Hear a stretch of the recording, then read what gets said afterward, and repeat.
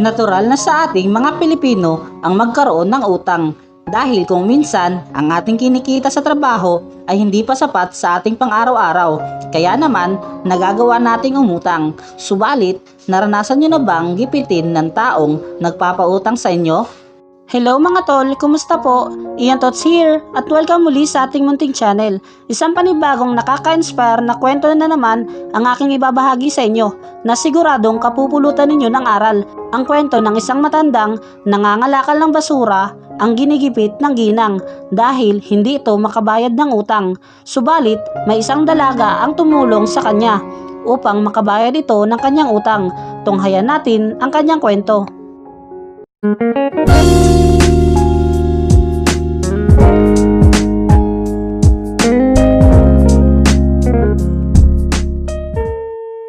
Mang Domeng, tawag ni Liza sa matandang kapitbahay. Mang Domeng, pasensya na po kayo ha, pero pinapupunta kasi ako dito ni Tia Marilyn eh. Yung utang niyo daw pong 1,000. Kailan niyo raw po mababayaran? Kasi 3 araw na po yun. Sabi niyo daw po ay babalik niyo agad. Malumanay na wika ng dalaga. Bumuntong hininga si Mang Domeng. Pasensya ka na Liza. Pakisabi sa tiya mo ay hindi ko pa may babalik ang inutang ko. Kasi kailangan kong bumili ng gamot. Panay kasi ang ulan kaya hindi ako makakapangalakal. Ang kaunting perang naipon ko ay ginamit ko pa sa pagbili ng gamot dahil sumasakit itong tuhod ko. Pakisabi kapag tumila na ang ulan at ayos na ang pakiramdam ko ay agad akong magbabayad. Pakiusap ng matanda. Ganoon po ba? Sige po Mang Domeng, ako na po ang bahala. Sambit ni Liza. Mag-isa lamang naninirahan sa kanyang barong-barong si Mang Domeng. Matagal na itong balo at wala itong anak. Kahit na may edad na ay kailangan pa rin niyang magbanat ng buto upang mabuhay. Lalo pa at may iniinda na itong rayuma. Mas hirap na itong kumilos. Kaya hindi maiwasan ni Mang Domeng na mangutang paminsan-minsan.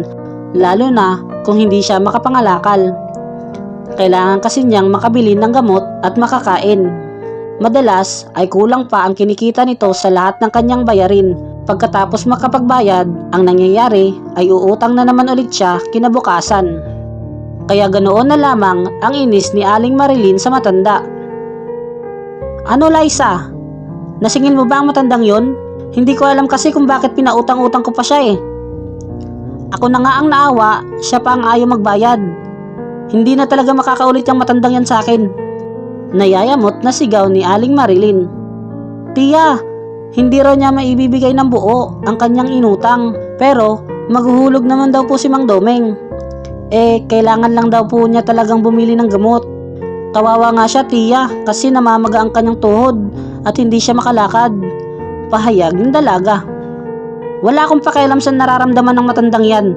Nangutang siya sa akin at kailangang magbayad siya dahil kailangan ko na ang perang yun. Sigaw na naman ng ginang. Sabi mo ay naghulog siya. Magkano ang hinulog niya? Dagdag pa ng tiya. 100 po tiya. Ito raw po muna kung maaari. Saad ng dalaga sabay abot ng pera sa tiyahin. Agad naman itong kinuha ng ginang. Sabihin mo sa kanya na tubo pa lang ito ng utang niya. Sa susunod ay ibigay na niya sa akin ang kabuuan. Saad pa ni Aling Marilyn. Nang tumila ang ulan at nawala na ng bahagya ang pananakit ng tuhod ng matanda, ay agad siyang nangalakal para mayroong kitaing pera. Ngunit kahit suyuri niya ang buong lugar at hindi niya indahin ang init ng panahon, ay kulang pa rin ang may uuwi niyang pera pambayad sa kanyang utang kay Aling Marilyn. Liza, pasensya ka na at itong 50 lamang ang may ibibigay ko sa iyo ngayon. Pakisabi sa tiya mo na ito na lahat ng kinita ko sa buong araw. Nahihiyang sambit ng matanda. Huwag na po kayong mag-abala Mang Domeng. Ibili nyo na lang po ng pagkain ng perang yan. Ako na po ang bahala sa tiyahin ko. Saad ng dalaga. Pag uwi ni Liza ay agad niyang inabutan ang kanyang tiya ng 300 piso. Ito po ang hulog muli ni Mang Domeng tiya. Hindi pa niya mabuo raw ang utang niya sapagkat kakalabas lamang daw niya para mangalakal. Pagtatakip ng dalaga. Padabog itong kinuha ng tiyahin. Kinabukasan ay muling pinuntahan ng dalaga ang matanda, hindi para singilin, kundi upang dalhan ng pagkain. Nakakahiya naman sa'yo, Liza. Alam kong kaya hindi ako sinisingil ng tiyahin mo ay binabayaran mo ang pagkakautang ko. Nakayo kong sambit ng matanda. Ngayon naman at heto, dinalhan mo pa ako ng pagkain. Napakabuti mong bata. Sana isang araw ay maibalik ko rin sa'yo ang iyong kabutihan. Dagdag pa ni Mang Domeng. Wala po yun, Mang Domeng. Kinikita ko naman po ang perang yon sa paniningil ko rin ang pautang ni Tia Marilyn. Kaya wala pong problema. Nakangiting tugon ng dalaga. Kapag nagkapera ko, hindi kita makakalimutan. Tumaya nga pala ako sa loto. Sa totoo lamang ay nanghihinayang ako. Pero nangako ako sa sarili ko na kahit anuman na mangyari sa taya kong ito ay hindi na ako muling tataya pa. Nanghihinayang din kasi ako sa pera. Saka parang suntok sa buwan ang manalo sa loto. Saad ni Mang Domeng sa dalaga. Sa kasamaang palad ay nalaman ni Aling Marilyn ang ginagawa ng kanyang pamangkin na pagtatakip sa matanda, lalo na ang pagbabayad nito ng utang ni Mang Domeng. Lubusan ang galit ng tiyahin sa dalaga. Tia, kawawa naman po ang matandang yun. Wala na nga siyang makain, nagigipitin niyo pa. Pera ko naman yun, kaya gagawin ko kung ano ang gusto ko. Depensa ng dalaga.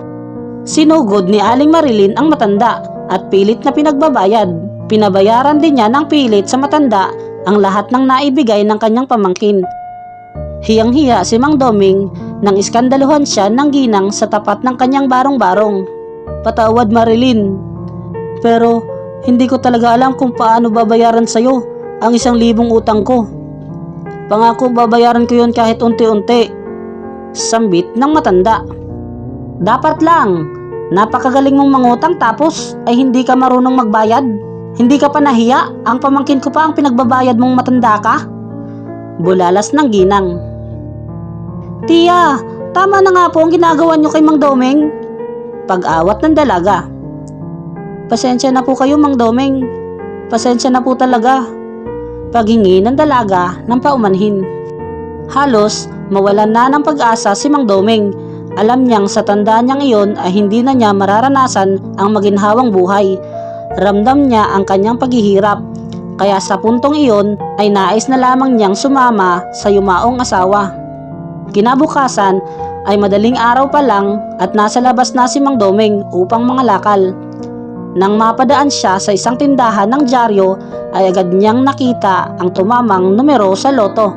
At ayon sa balita ay 2 lamang ang nanalong maghahati sa 50 milyong piso. Nang tingnan niya ang mga numero ay hindi siya makapaniwala sa kanyang nakita. Nanlaki ang kanyang mga mata dahil tila isang panaginip ang lahat. Isa siya sa mga tumama sa loto. Dahil matanda na ay mas minabuti ni Mang Domeng na ipagamot muna ang kanyang sarili at bumili ng bahay na maayos na kanyang matutuluyan. Ang plano niya sa perang iyon ay ipamahagi rin sa kapwa niya mahihirap. Umugong ang balita sa kanilang lugar na si Mang Domeng nga ang isa sa mga nanalo sa loto. Agad na pinuntahan ni Aling Marilyn ang matanda at sa pagkakataong ito ay nag-iba na ang ihip ng hangin. Ang dating mata pobre ay ubod na ng bait ngayon. Mang Domeng, natatandaan niyo naman na ako ang madalas na magpautang sa inyo noon. Kalimutan na natin kung ano man ang nangyari sa atin. Pasensya na kung medyo naipahiya ko kayo. Ganon lamang talaga ako kapag tumataas ang presyon. Wika ni Aling Marilyn. Hindi ko makakalimutan ang bagay na yan, Marilyn. Kaya ito, babayaran na kita sa lahat ng aking pagkakautang at tutubuan ko pa. Wika ng matanda. Agad na bumunot ng pera si Mang Domeng. 2,000 piso lamang? Napakarami mong napanalunan at ito lamang ang ibibigay mo sa akin? Reklamo ng ginang. 1,000 lamang ang utang ko sa'yo. Dinagdagan ko na nga ng 1,000 pa para sa tubo sa tagal ng pagkakalagak sa akin ng pera mo. Tugon ni Mang Domeng. At ito naman ang para sa'yo, Liza. Sabay abot ng isang supot. Nang tingnan ni Liza, ang laman ay sandamakmak na pera ito. Napakarami pong pera nito, Mang Domeng. Hindi ko po ito matatanggap. Saad ng dalaga. Para sa iyo talaga ang perang yan, Liza. Maraming salamat sa lahat ng ginawa mo para sa akin. 3 milyong piso yan. Ibigay mo sa mga magulang mo sa probinsya. Pasasalamat ko rin sa kanila sa pagpapalaki nila sa iyo na may mabuting kalooban. Kapag kulang pa ay bumalik ka sa akin. Wika ng matanda. Matanda na ako at hindi ko na magagamit ang lahat ng perang mayroon ako. Ngunit, ikaw ay may maganda pang hinaharap. Tutuparin ko ang pangako ko sa iyo, Liza, sapagkat napakabuti mo. Dagdag pa ng matanda. Simula noon ay umuwi na nga si Liza sa kanyang pamilya at tuluyan nang iniwan ang malupit niyang tiyahin. Habang si Mang Doming naman ay ginugol ang kanyang oras sa pagtulong din sa kanyang kapwa, lalo na sa mahihirap. Hindi malilimutan ni Mang Doming at Liza kung paano nila nahaplos ang buhay ng isa't isa. Shoutout time na tayo mga tol. Pero bago yan, salamat nga pala sa lahat ng nanood nung huling upload natin. God bless po sa inyo. Shoutout po kina George Sorny, Roldelin Abad, Bobby Jarmin, MB Oragon Riders, Herwin Espadilla Wing, Paul Chuaquico, Binrua Wawayan, Oliver Lasso, PC Digo, Arning TV, Kenneth Asinyero, Thomas Chavez Jr., Munching Hagos, Alejandro Dong, Jojo, Alexis Mampusti, Lovely May, Alam Mo Ba, Choyjan Inanor, Desa Boltron, Lailin Sumatra, at kay John DTV. Shoutout sa inyo mga tol. Kung nagustuhan nyo ang ating kwento ngayon, huwag kalimutang mag-subscribe at pakihit na rin ng notification bell para mas maging updated kayo sa susunod nating kwento. At muli, ito po si Ian Tots. Hanggang sa muli, paalam!